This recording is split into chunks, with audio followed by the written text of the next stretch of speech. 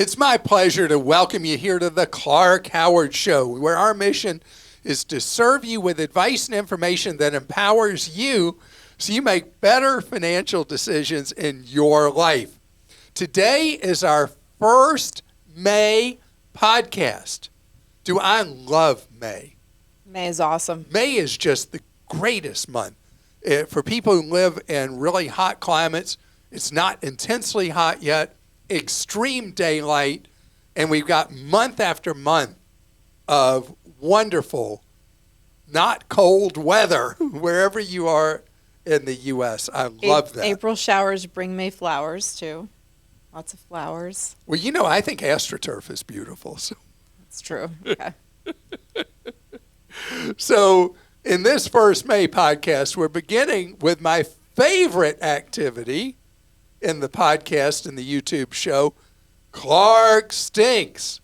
And after I answer some of your questions, I'm going to talk about innovation in the face of tariffs.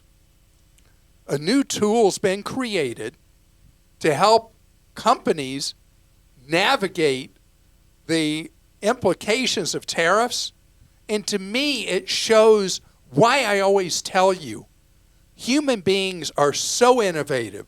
Companies adapt or they die. They adapt to thrive. We're never just one thing just sitting there. And this is a great example of it. But it's time for you to hear how I may need to adapt in order to thrive in serving you in today's Clark Stinks. I should have never encouraged you to speak. You must think I'm pretty stupid. You should be ashamed of yourself. Well, maybe I'm wrong. Maybe I'm wrong. Maybe you're right, pal. Alrighty then. Clark Stinks. First Clark Stinks in May, too. Blanket advice like take Social Security as late as possible is just plain bad generalized advice. It depends. If you have a bad health history and probably won't live to 70, you'd be crazy not to take it early. I think you need to qualify some of your general investment advice. There are exceptions. My sister died at 63 and was lucky to live that long, but she planned on taking Social Security at 67 just in case. Men currently have a 75.8-year life expectancy. That means for a lot of people, postponing Social Security is a terrible choice. Anonymous. Anonymous, you are completely right that although general advice is waiting till 70 is ideal for Social Security, there are always going to be exceptions. And your late sister is a perfect example, being, in her case, lucky to have made it to 63. And she was going to wait for Social Security. If her health was that clearly not good, 62 would have been appropriate. There are exceptions, but I want to deal with the stat that you gave, men living to approximately 76 years old. That's from birth. If you look at how long the life expectancy is of a man or a woman who makes it to different ages, 60, 65, 70, on like that, what are known as actuarial risk, you'll see that the age that somebody on average will live to is actually much later than the 76 for men and 80 whatever for women, whatever it is for women. So if you're playing the odds and there is no pre-existing medical condition and there is no catastrophic financial reason that you need to take Social Security between 62 and 69 years old, 70 is ideal. You don't stink like 2-day-old roadkill on a hot summer day, but you're getting close. When you were upset with not being able to record customer service agents, you failed to take into consideration that the recordings from the company or government are for both the employees and the consumers and taxpayers' protection. As for the federal government, these recordings are held for 30 to 40 days, and the taxpayer may request a review of the call, and the agents could be graded on the accuracy, tone, correctness of the advice given. If a call needs to be recorded by a taxpayer or consumer, they can write to the agency or company and ask for permission to record. You're correct, some states allow for one person, but you don't know where the customer service representative is located, and they may not be in a state that allows it. From personal experience, protocol is to hang up if the person calling declines on stopping the recording. You need to do more research before reaching from the gut, John. John, thank you. All right. Thank you for the specific information about the federal government I've never heard. You ever heard that? Let's go to talking about with a company. When companies record a call, they're never doing it for the benefit of the consumer. Not at all, not even remotely. And it is wrong on every level, in my opinion, that a company thinks it's fine for them to record us, but it's not okay for us to record them.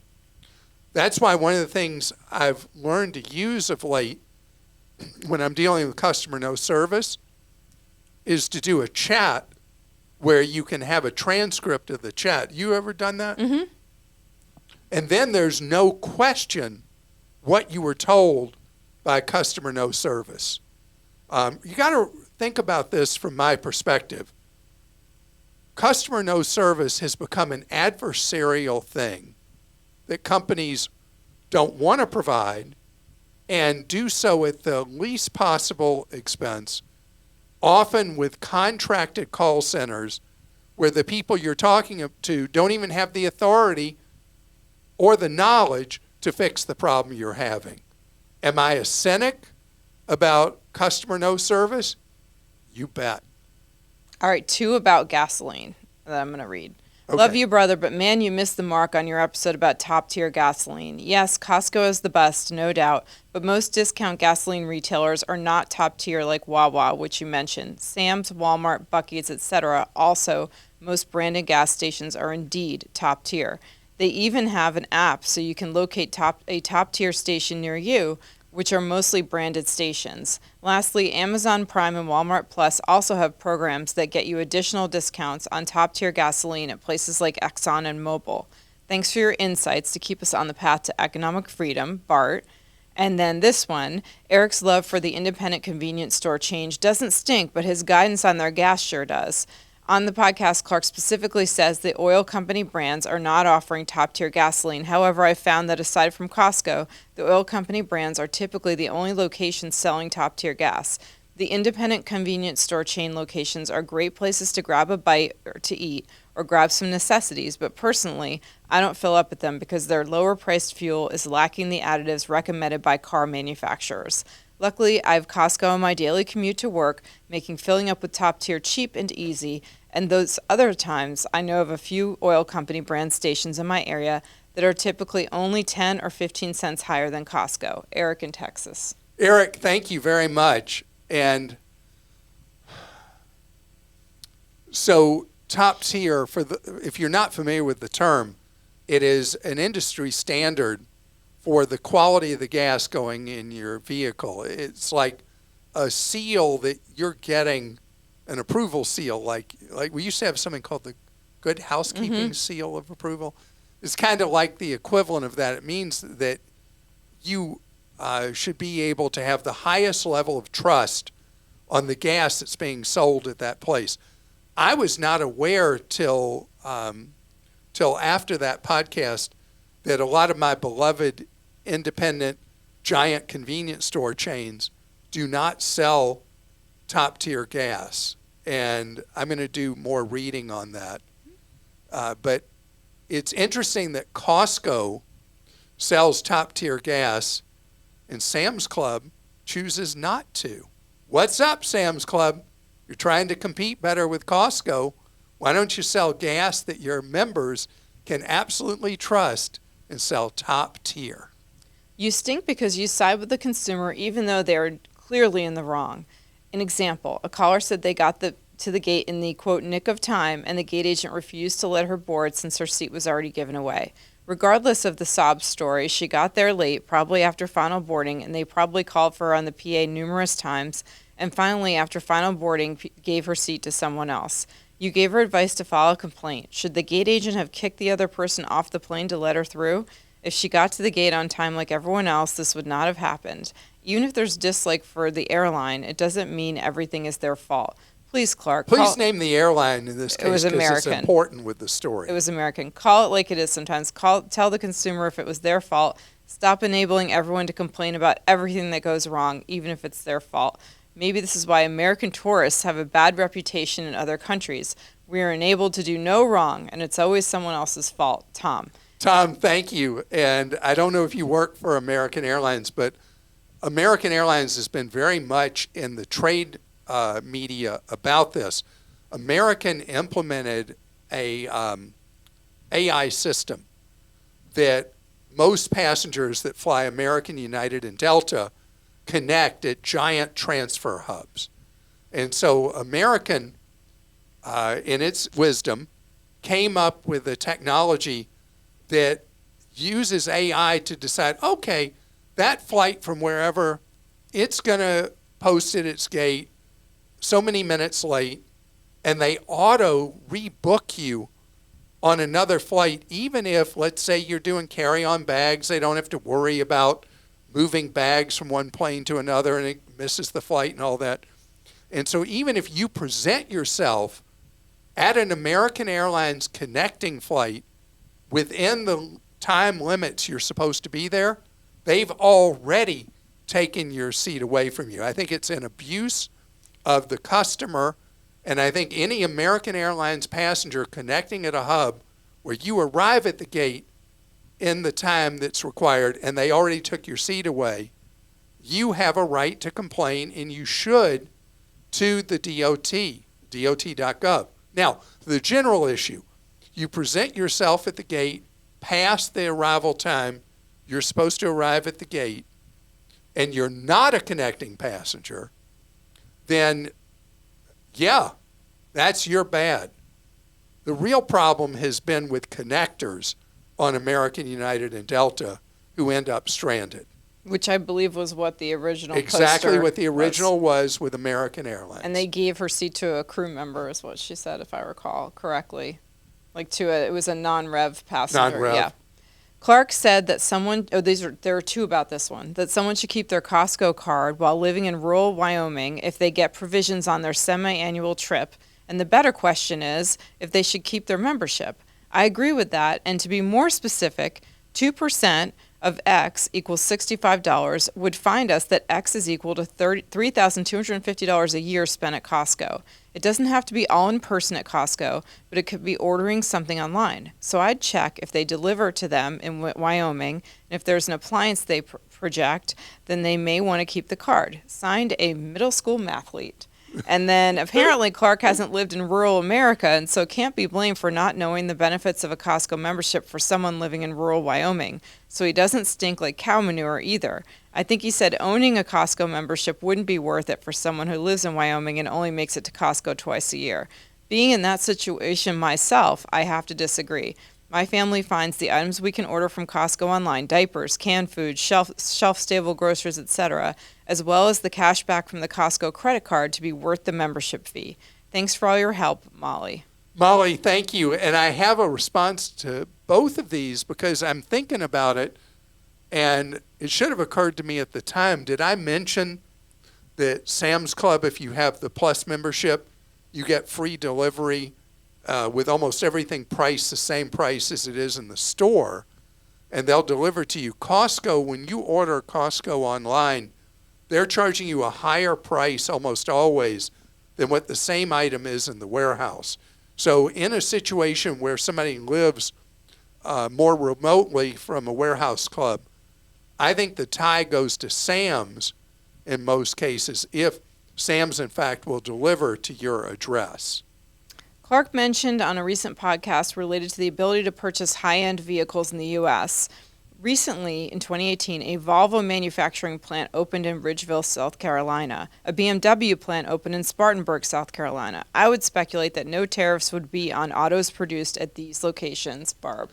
Barb, I wish that was the case, but the way the tariffs have been designed, you look at a Volvo final assembly, in the U.S. and South Carolina, the BMW, Mercedes plant in Alabama, a Nissan plant in Tennessee, Toyota plant. Toyota's got plants all over the place, Georgetown, Kentucky, Texas, wherever. Anyway, you look at any of these, the tariffs are based on components. And if the components that are final assembled at these plants were all made in the United States, you'd be right, there'd be no tariffs. But even in the cases where foreign automakers have built plants in the United States, or you take GM or Ford or Stellantis, which owns Chrysler, and what other brand they have, Dodge, and you look at their final assembly, the parts, the components come from all over the world. So there are still significant tariffs, even on vehicles that are assembled in the United States. That's the way the tariff thing works. And speaking of tariffs, straight ahead, I want to talk about a true example about how, as much as I despise tariffs, and always have, that we will adapt, and so will the world. And I got proof of that for you coming up.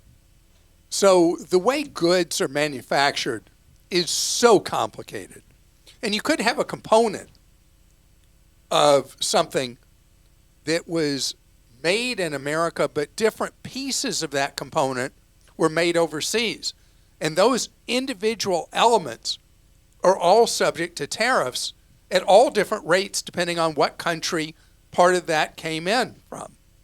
Can you imagine what an impossibility it is for a company to figure out the optimal sourcing of an item? Because we live in a world where the complexity of goods that we buy is so extreme that it is pretty much impossible for every part of everything that any country, that any citizen in any country ever buys, that every part of it in total was made in that country. So what do you do if you're a business? Well, I read an Axios article about a company called Optologic, which is a supply chain software provider who launched a product that actually called the Lumina Tariff Optimizer that allows companies to figure out where in the world each piece that they're going to need to make their item is the cheapest overall cost, including cost of manufacture and whatever tariffs there would be on that item coming into the United States. So this is being used right now by big companies, even retailers that source a lot of items are using this. And so it's not for a small business trying to figure something out. But it's the point of this is that we always figure it out. People always adapt. Businesses always adapt if they want to survive and thrive. And this is just an example. You know, nobody woke up on January 1st running any company and was like, uh-oh, we're going to have the worst tariffs coming our way since the 1930s happening in just months. But they did. And there's a lot of confusion with them. You know, when it applies, what item, what component of an item, and all that. And so it's hard because running a company is hard enough. Providing a product or service at a price that people want, a tough thing. Getting the quality right, hard. I mean, if you've never owned a business, it's something that you may not understand how hard it is to do it well. But I will tell you, if you dial back 5 years ago, we were right in that initial fog of the COVID war and all the disruptions in so many ways. And all the predictions of all these businesses that were going to just wholesale fail. And yeah, there were failures, but what happened mostly? People learned to adapt. Businesses learned to adapt and survive and ultimately thrive. And so never sell our ability short to deal with adverse circumstances and figure it out. You know who doesn't figure it out? People who have blinders on all the time, like they're a racehorse. And they're not thinking about how conditions are always going to change, always going to change. And that is a certainty of human life and a business. And there will be good times, there will be bad times, there will be times in between. Adapt. We always do. Change is constant. Haven't we seen that? I mean, you think about with what we've done serving people with advice and information, guidance, it never stops changing how we reach people. Right. You just mentioned in a meeting we were in yesterday that we used to send faxes out forever ago. I mean, it's insane. I mean, when Christa's talking about faxes, we actually had an information service that people would pay for, and they'd receive a fax they paid for with up-to-the-minute information. And that was the quick way to get things out. Right. I had a doctor's office ask me for a fax recently, and I was like, what? Can you believe it? Can you believe it? Okay. All right. I know we got to go to questions, but I'm sorry. This is a pet peeve of mine. What year is it? 2025. 2025. Why is it that everybody in medicine and the medical insurance industry thinks it's 1985? 40 years ago. Fax machine? Wait. Okay, so this is typical of a doctor's office. You want to make an appointment. How do you make an appointment at a doctor's office? Okay, you pick up a phone and you call them? Are you serious? Everything else in the world, you go on an app or you go on your computer and you make an appointment, right? I'm sorry. I disassociated when you said 1985 was 40 years ago. I'm like...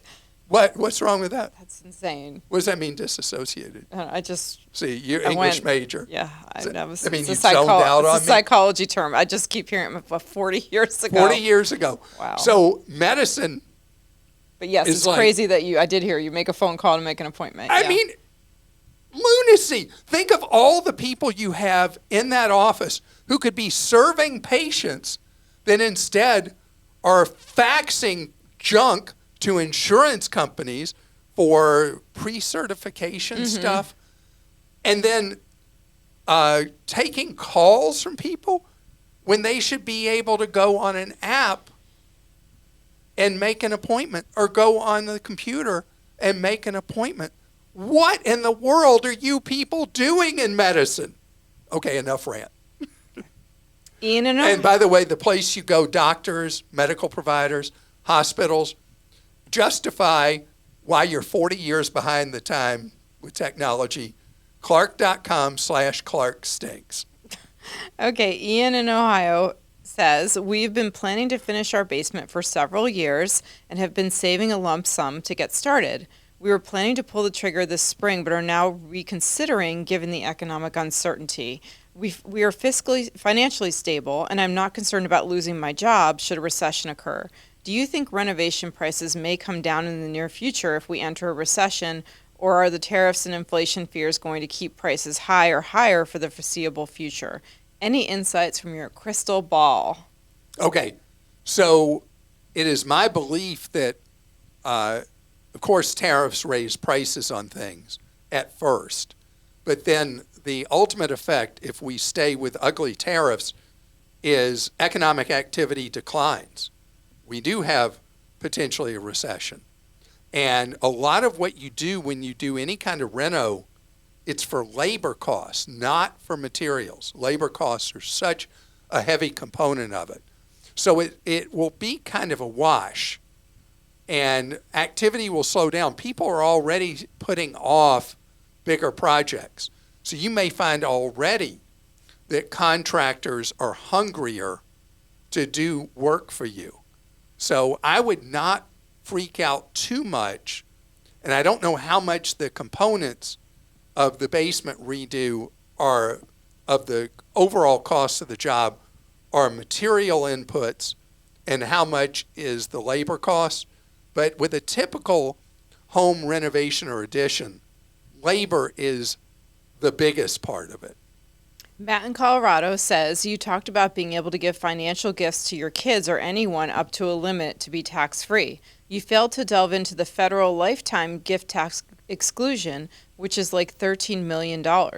Is it a workaround to the gift tax? Maybe you want to mention that at some point. I love your podcast. Thank you, Matt. All right, so I kind of think of it as the opposite. You can give $19,000 to anybody. Christa, you got $19,000 for me? No, but No? if I did, I would give it to you. Oh, that's so sweet.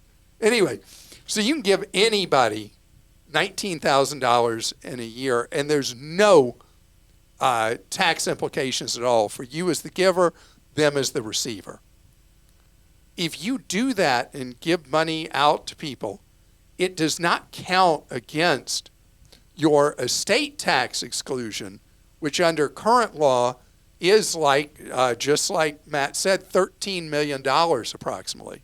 So you don't have to worry if you're handing out money willy-nilly to, as so often as to adult children.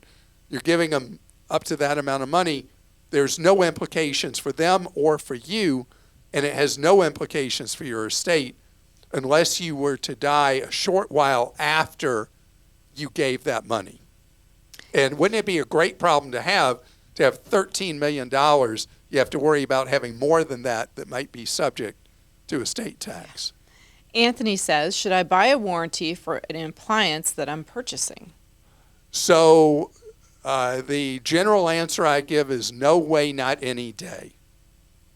And appliances are different than electronics. Electronics is a never, never, not ever rule on ever buying a service contractor extended warranty. And every time I hear a TV salesperson say, don't you want to protect this investment? A TV is not an investment. You don't insure a television. An appliances are not nearly as reliable as TVs. And they're going to break from time to time.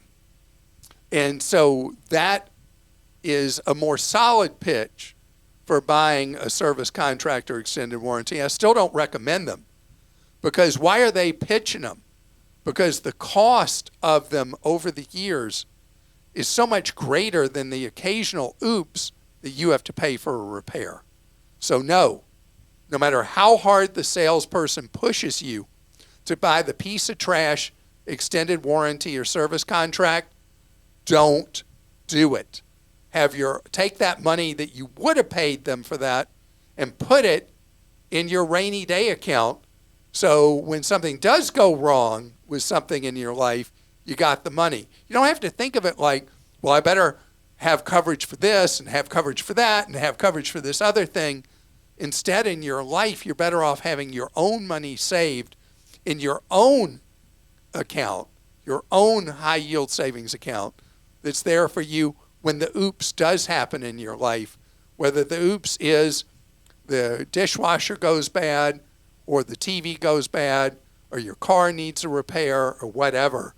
Save your own money, and you're your own insurance company.